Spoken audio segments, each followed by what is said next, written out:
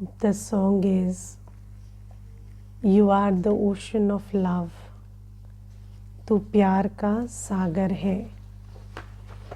And this is the song that we have sung in Bhakti for Baba. And in Bhakti, we used to say that Baba is the ocean of love, and we thirst for one drop. तेरी एक बूंद के प्यासे हम. But now we have the ocean himself with us, so we don't thirst for one drop. Now you see that we all know Baba. Of course, we are sitting in the class. We have been introduced to Baba. But Baba is in form, Baba is just a point. But Baba is very great in his introduction. And just like, you may know a person, and every person is anyways a soul, right? So you may know somebody, but you may know some aspects of his personality. But do you know them totally? So, when there is a person, a soul, and then there are 5 people who know them, they talk differently about them, don't they? So, if you ask the mother will say, my child is like this, and she will narrate some qualities. The father will narrate some other qualities. The spouse will narrate some other qualities. Or, if they are children, they will say a different story. So, anyways, everyone is very multidimensional. Even for a soul, there are many aspects of the personality. And when we come to Baba, Baba is also multifaceted. So there are so many sides to Baba. There are so many aspects of Baba. Sometimes I feel that the many aspects and the intensity of every aspect of Baba is very difficult to fathom. So even if you want to wrap your head around Baba, understand Baba totally or experience Baba totally, then sometimes you experience one aspect of Baba and sometimes the other.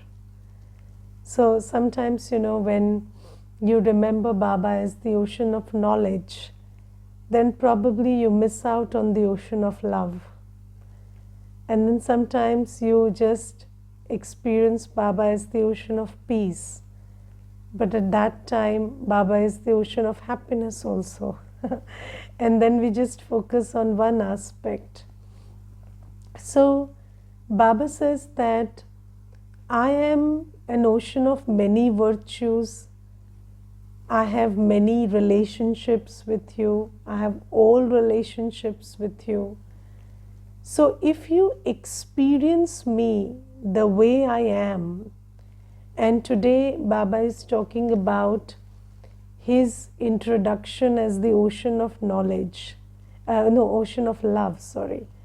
So you see that as an ocean of love, so do you know that the opposite of love is fear? Or in the world there is so much anxiety, and anxiety is often related to lack of love. So when we understand that Baba is the ocean of love, so where there is love, there cannot be fear. There would be faith in the present, faith in the future. That is what love does to you. Love makes you fearless. So, have you seen that even in the world, although human beings are not capable of giving pure love, but still, children who grow up with a lot of love are very fearless and courageous.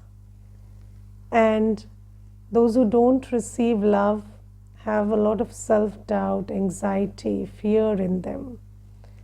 So this is one aspect. Now, Baba says that I am the ocean of love and now I am with you. So, a soul who has really related with Baba as the ocean of love should be full of happiness all the time. No insecurity, no doubt, no fear can ever become a part of that soul's life. But Baba says, do you know me that way? So have you connected with me as the ocean of love? Because you see, when we listen to the Murli, we connect with Baba as the ocean of knowledge. Yes, many a times we remember Baba as the ocean of peace. But do you remember Baba as the ocean of love? Or do you, when you need love, you start looking towards human beings? Because that is our conditioning. So, in the world also, they will say, Shanti chahiye to mandir chalo. Pyar chahiye to you go to a human being. Yes, so we have this conditioning that when you need love, you go to a dehadhari, an embodied soul. You don't go to God for love. Although we have sung that God is the ocean of love, we never went to God for love, did we?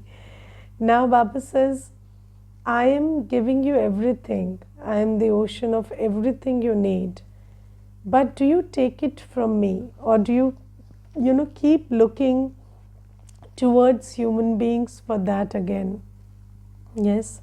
So in the world, we looked for guidance to gurus. We looked for teachings to teachers. We looked for love from human beings, relationships, human relationships. But Baba says, I am the one who will give you the teachings, the guidance, the love, the happiness, everything. But do you connect with me like that? And then Baba says, another very important aspect is, in some days back, Murli Baba very clearly said, father means property. Who is a father? The one who gives you property.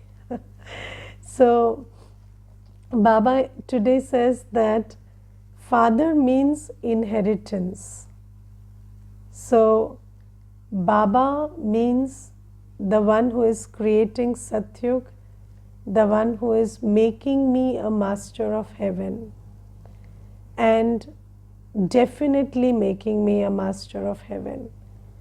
If I am a child of Baba and I am doing what Baba says in the Murli, then nobody can stop me from being the master of heaven. So, people can take away something you have in Kali Yuga, but they can't take away your fortune that you have created by following Baba's Srimad. So, Baba says that when you have this faith that Baba has come to make me the king of heaven, and the only thing that I need to do to be the king of heaven is do what Baba says in the Murli. That's it. And if I have done that, and if I am a good child of Baba, then I will have the confidence that not only am I in Baba's protection now, but in the times to come, in the age to come, I'm going to be the master of heaven. So Baba says, do you remember me with my full introduction? And if you remember me with my full introduction, then as soon as you remember me, you will have the happiness of inheritance also. So when you remember Baba, do you feel happy that you're going to heaven and becoming a king there? And do you know what is it that is told about heaven? So in Satyug, there is nothing unattained which is to be attained. अप्राप्त नहीं कोई वस्तु देवताओं के खजाने में. So in the treasure store of deities, there is nothing there is to be attained. So Baba says, whenever you remember me, do you get the taste of, that heaven you're going to be in? And do you feel the fortune that you are entitled to as Baba's child? So when we remember Baba, we must get the taste of Baba's inheritance. We must get the taste of Baba's love, Baba's protection, Baba's happiness, power of relationship with Baba. But only when we know Baba completely and connect with Baba that way. Now, let us understand this one thing. So, even with a person, how do you connect with a soul? You connect with a soul based on your understanding of the soul. Don't you? Yes? Let me ask you one question. Anybody who you call your own, maybe your spouse, parents, children, do you know them totally? Every sanskar, everything. And it will be difficult for you to answer this question. So let me ask you a simpler question. Is there anyone in the world who knows you totally? Entirely, the way you are, everything about you? No. So, just like nobody knows you totally, you also don't know anybody totally.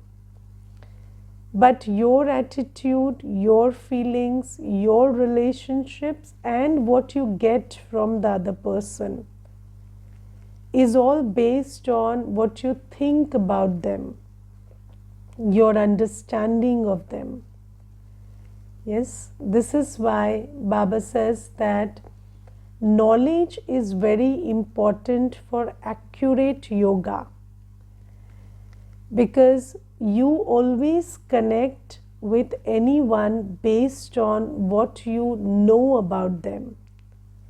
And if there is something that has been put into your knowledge which is not true, then you will not have yoga with the truth. You will have yoga with the idea that has been put into you. And your feelings, your experiences will be based on that idea. But the more you know the truth, your yoga will be accurate. And this is why Baba says that in bhakti also, people said Shiv Baba. Did they not? They said Shiv Baba. They said Shiv is my Baba, my parent. But they did not get the sweetness of love or the taste of inheritance by saying that this is my Shiv Baba. They did not get the sweetness of that relationship. Why? Because they did not know, they did not experience that Baba is an ocean of love, or Baba is creating heaven for us, or Baba has come for us. So Baba says, now you know me as I am. You know my virtues, you know my powers, you know that I am your father, you know that I have come for you, I have come to give you everything. So Baba says, the more you know me accurately, So accurate knowledge means accurate yoga. So you're connecting with me, not with some blurred idea of me, which you cultivated in bhakti. So we had this somewhat inaccurate idea of God that came from humans in bhakti, and that is why we connected with our idea of God, which was not true, and that is why our yoga was inaccurate. We did have yoga with Baba, did we not? We remembered Baba in bhakti also, but we didn't remember Baba as he is, because we didn't know who he is. There was no knowledge, so no accurate yoga. And now Baba says, now you have accurate knowledge about who I am, because I have come myself and I'm introducing myself to you about who I am, what are my qualities, what are my virtues, what is my attitude towards you, what do I expect from you, or what do I hope for you, what is my guidance for you, or what am I going to give you. I'm giving you every detail about me and my truth. This is what Baba is saying. And Baba says, because now you're receiving accurate knowledge, you can have accurate yoga. But the thing is, despite Baba giving me accurate knowledge, am I imbibing it accurately? That's the question, because we have been in bhakti for so long that all of that interferes again, and Baba will keep telling us that in the slogan today, let's take the slogan. So in the slogan today, Baba says, Faryad will not give you anything, Yad will give you everything. Yes. Now, in the English translation of the Murli, Faryad is translated as complaints. But Faryad is not complaints. Faryad is begging. So, so Baba in the Murli today is very clearly saying that if you sit and beg from me day in and day out, Baba, give me this, give me that, please do this for me, please do that for me, so, or change this, change that, I will not do it, I cannot do it. So Baba is clearly telling us that praying, begging, so people say that you have to pray to God. What is pray? Pray is another synonym for beg. Yes, I pray. When you write a letter, a formal letter, what do you write? I pray. So that is a form of begging. So Baba says, you do not connect with me through prayer, because in prayer you think that Baba has to give you and you have to take. But in remembrance, you connect with me as a child. So for remembrance, you need to be on the same frequency. Yes, for remembrance, you need to be in the same consciousness. Yes, let's understand this small rule between prayer and remembrance, faryad and yad. So when you are begging from somebody, you can think very small of yourself and beg to the other. Yes, but when you want to remember somebody, you have to be on the same frequency. So let's say you are in office. Then in office, is it easier to remember the boss, or is it easier to remember your house? It is easier to remember the boss in office, because your consciousness in office is more that I am an employee. So when you are in employee consciousness, the boss is easier to remember. So that is why Baba says, to remember me, you have to be soul conscious. You cannot be body conscious and remember bodiless Baba. And Baba today says that instead of begging, stay in remembrance and you will receive all your rights. So Baba says, happiness is your right. Yes, dignity is your right. Self-esteem is your right. Yes, your right is not self-doubt. Being in self-esteem is your right. It is your birthright. That is who you are. Being in peace is your birthright. Being in happiness is your birthright. But how do you get your right? So, everybody is praying and begging for peace, happiness, and self-esteem. So, people are.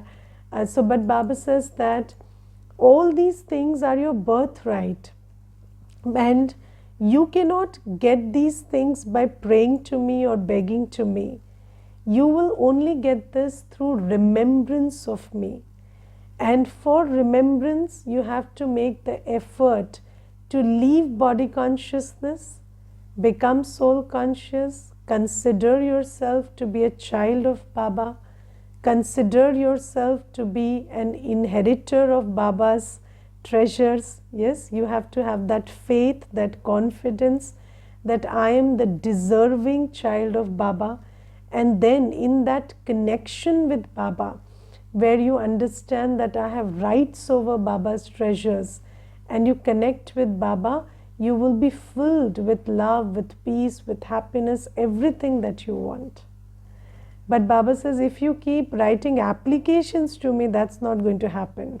So, you keep being body conscious, keep remembering the past, keep remembering what other people are telling you, keep remembering whatever is going on around you, the old world, and then you keep praying to me, Baba, give me peace, Baba, give me strength. Baba can't give. So this is why Baba says that what you thought in bhakti and what I'm telling you now about myself is very different, because in bhakti everything you were taught was taught by humans searching for God, not by God himself. But now Baba has come himself and he is telling us the truth. But do we imbibe whatever Baba is saying? Whether it is about who Baba is, whether it is about what Baba does, what Baba doesn't do, whether it is about how to take from Baba. So, in bhakti we thought that the method to take from Baba is to sit in, so I always give this example and I find it very interesting that, people say that Ravan did a lot of tapasya and then he got many blessings from God. But the thing is, even when he did so much tapasya, he did not shift from Ravan to Ram, he remained Ravan only. So in bhakti it is very interesting. People say that, you just sit in an austere position and do some tapasya or something, and then you will get everything, but your character won't change. Yes, and we follow that, and then we think that, if you remember God, then you will get some supernatural power, or the power to kill, or the power to undermine somebody, but your character won't change. But Baba says, that's not what I do. I am the ocean of virtues, and I give you not power over somebody, but power over your own mind, buddhi, sanskar. So Baba says, you have to understand that what do I give you and how do I give it to you? I will not give it to you if you sit cross-legged under a tree for 20 years. No, it's not about where you sit, how you sit. It's about when you consider yourself to be a soul, rise above body consciousness, believe in your immortality, believe in your goodness, believe in the purity, the peace that is your quality, and believe that you are Baba's child. And when you connect with Baba as an adhikari child, a child that has every right, then Baba will give you whatever you deserve. So this is the difference between what we were told about Baba and what is true about Baba. And don't forget this one important thing that I'm underlining today. Accurate knowledge means accurate yoga.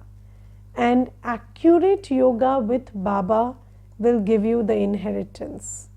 If the yoga is inaccurate, even if you think you are having yoga for 20 hours a day, but your yoga is with your idea of God that you developed in bhakti, and not with Baba as he is, who he is, and the way he asks you to have yoga with him.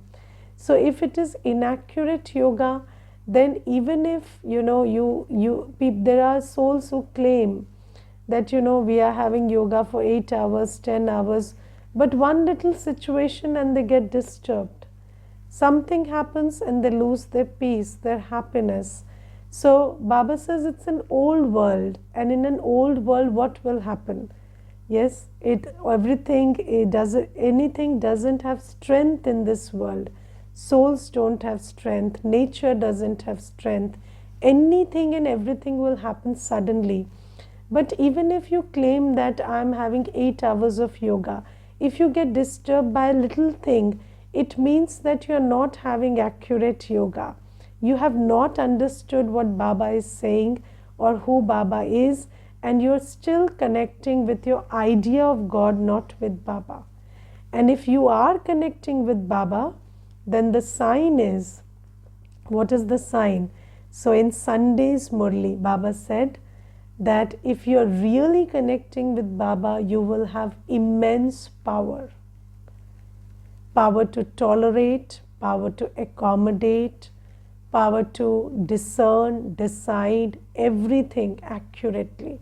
You will never be out of power. There will be nothing you can't deal with, because anything is bigger than you if you lose your power to deal with it.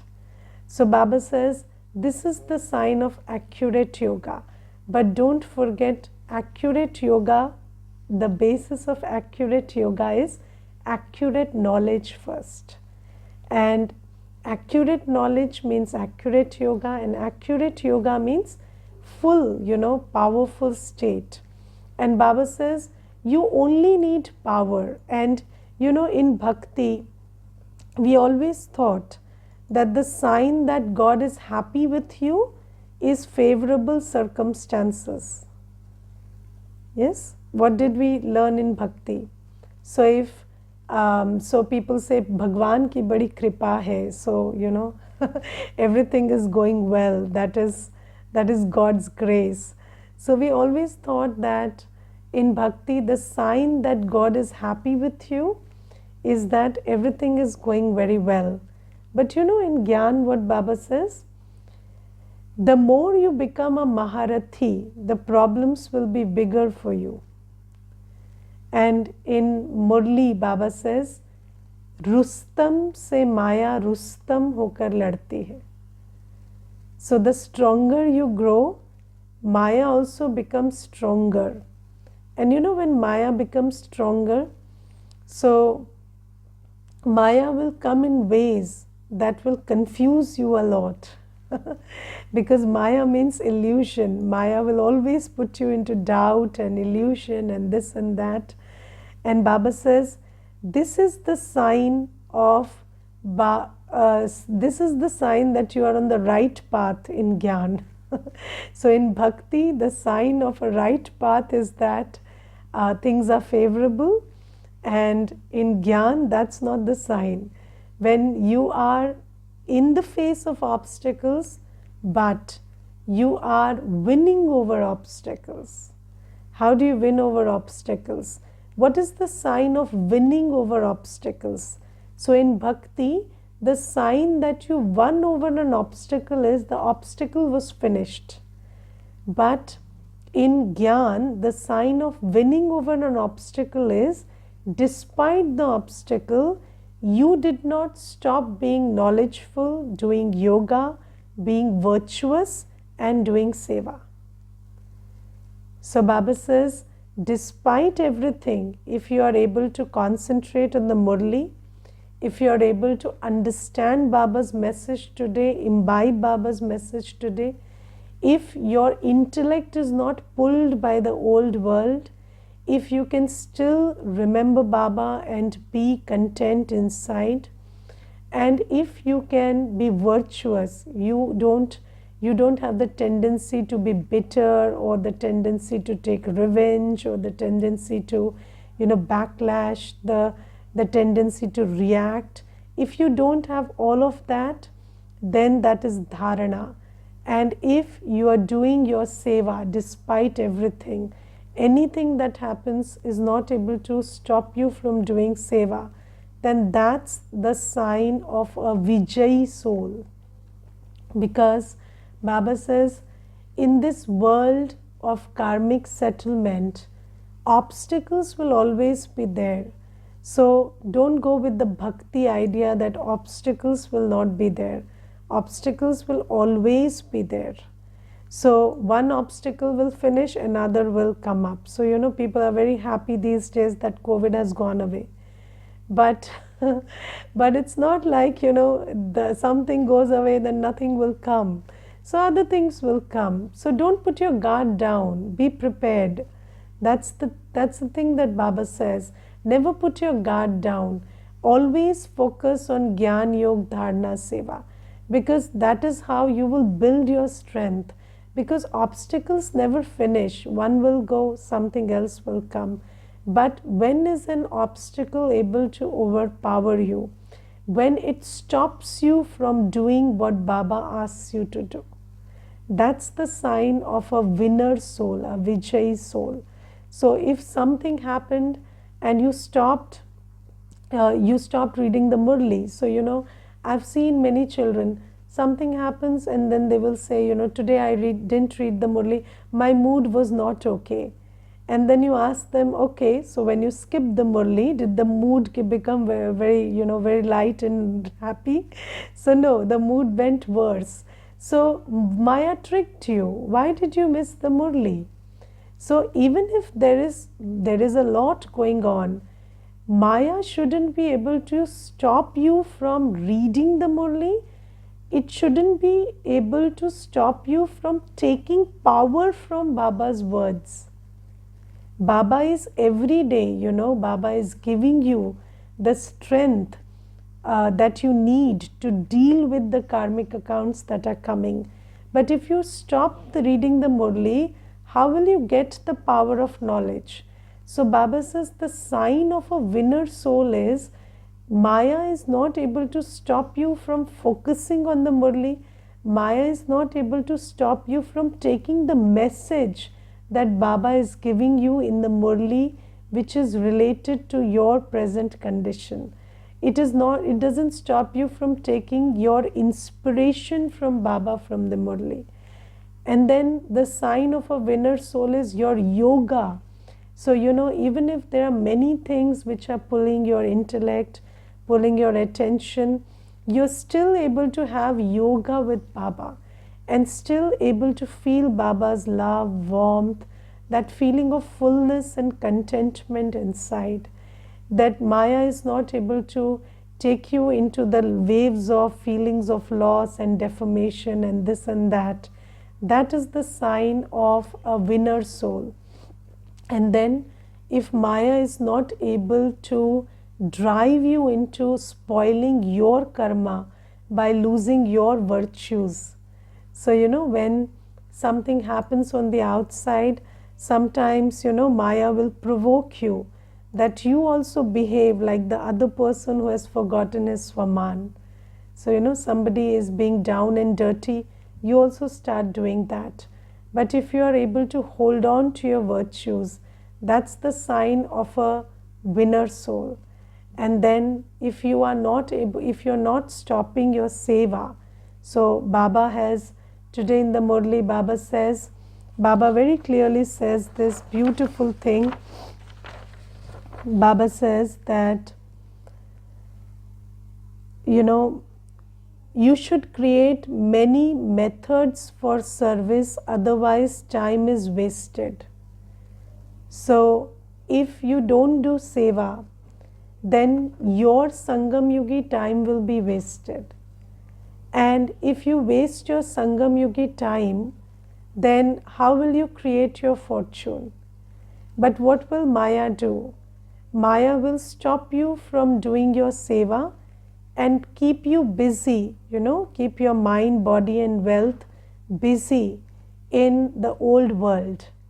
But Baba says, if situations are not able to stop you from doing your seva, that's the sign of a winner soul. So let's understand properly who Baba is, what Baba says, what Baba feels like, what Baba hopes for us, what Baba guides us to do.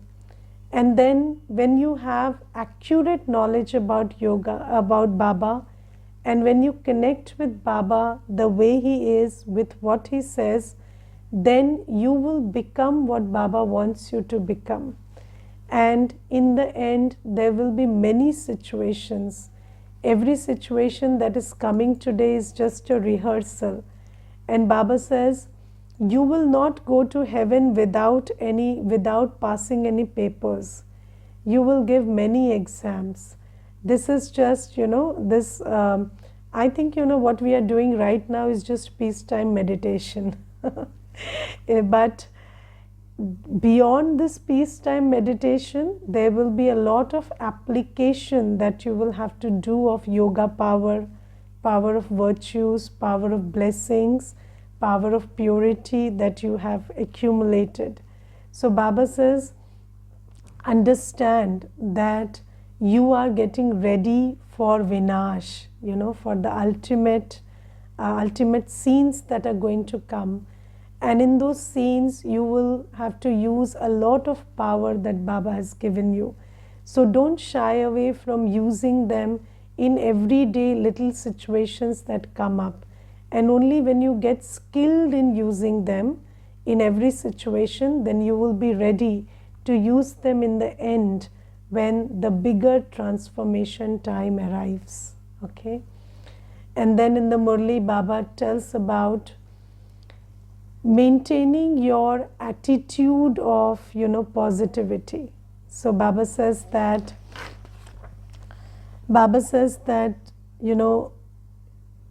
just as you serve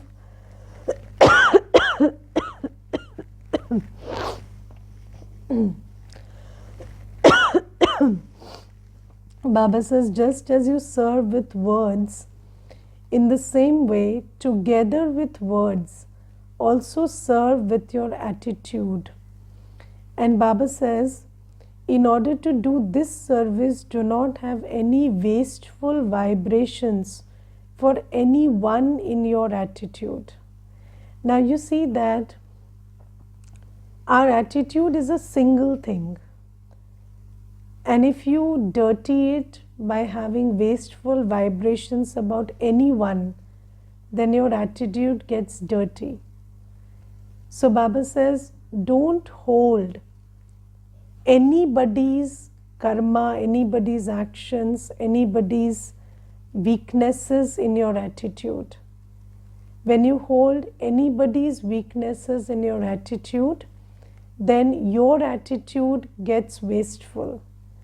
And Baba says, then what happens is, when your attitude is not powerful, then you cannot do double seva.